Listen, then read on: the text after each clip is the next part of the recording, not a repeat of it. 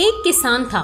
उसके खेत में पत्थर का एक हिस्सा जमीन से ऊपर निकला हुआ था, जिससे ठोकर खाकर वो कई बार गिर चुका था और कितनी ही बार उससे टकराकर खेती के औजार भी टूट चुके थे। रोजाना की तरह आज भी वह सुबह सुबह खेती करने पहुंचा तो इस बार भी वही हुआ। किसान का हल पत्थर से टकराकर टूट गया। किसान क्रोधित हो उठा और उसने निश्चय किया कि आज चाहे जो भी हो जाए वो इस चट्टान को जमीन से निकाल के इस खेत के बाहर फेंक देगा।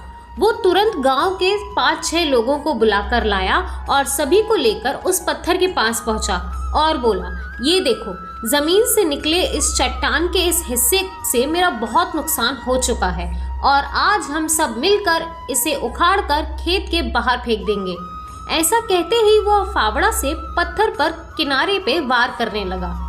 पर ये क्या, अभी उसने 1-2 बार मारा ही था कि पूरा का पूरा पत्थर जमीन से बाहर निकल गया।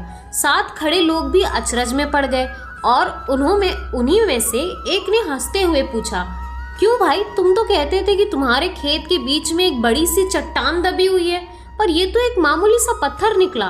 किसान भी आश्चर्य में पड़ गया।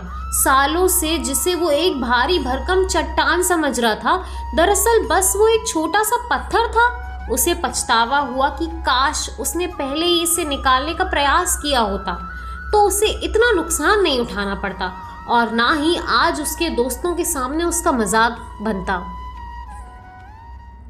इस कहानी से हमें क्या शिक्षा मिलती है? हम भी कई बार जिंदगी में आने वाली छोटी छोटी बाधाओं को बहुत बड़ा समझ लेते हैं और उनसे निपटने की बजाय तकलीफ उठाते रहते हैं।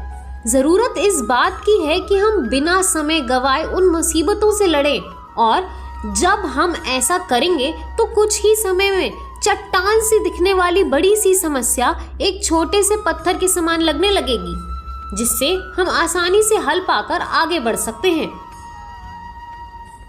राधे राधे।